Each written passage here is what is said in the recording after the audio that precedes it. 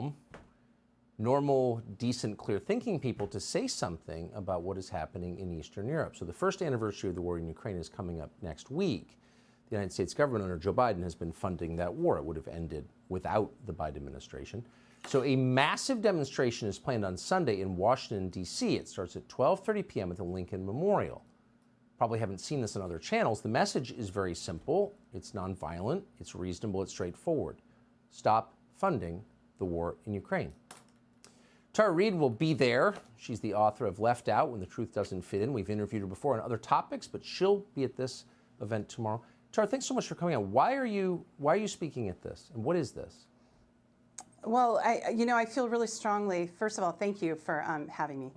And I feel really strongly about speaking out against war. And you have so many political parties coalescing from the right and the left, and the libertarians leading the charge to this event, and it's really amazing. So you have the People's Party, the Libertarians. You have all different speakers like Jimmy Dore, Ron Paul, Kim Iverson, Tulsi Gabbard, with very different political views coming together for one message: no more endless war.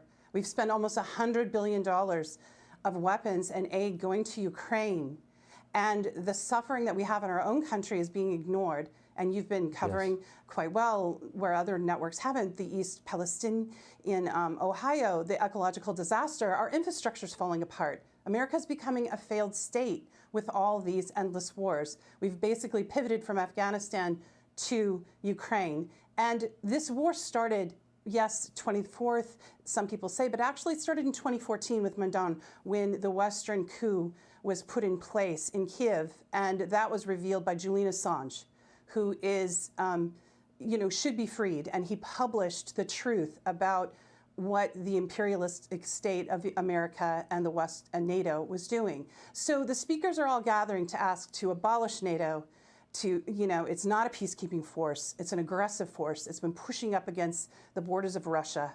And now we're getting closer to the brink of World War III. And as and many of your viewers might not even know, but Kiev has a kill list, a Ukraine kill list, a website called Mirkrets. There's 337 children on the list. Faina Subkova is someone I talked to personally. She's 14 years old. Roger Waters is on that list. Igor Lopotonik, the director, Oliver Stone. These are, it's sponsored by the ministry in Kiev, and 12 journalists have died, and it should be taken down. So there's been a lot of war crimes, including what just happened with Nord Stream 2, and the UN Security Council is going to have a meeting about that next week. The Russian delegation has asked for that.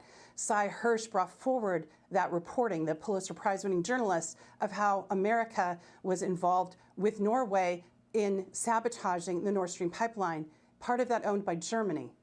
So, we're all getting together to say no more billions to Ukraine, no more money laundering scheme. Right? This is a money laundering scheme for the Biden criminal family, in my opinion. No more. We want peace. And Julian Assange said it best: if lies can start a war, then truth can bring peace. Yeah, and turn the focus back on our own country, where people really are suffering. Right. I agree with that, and you never hear that perspective in the media, and you wonder why. But we're proud to air it. So Tara Reid, thank you very much.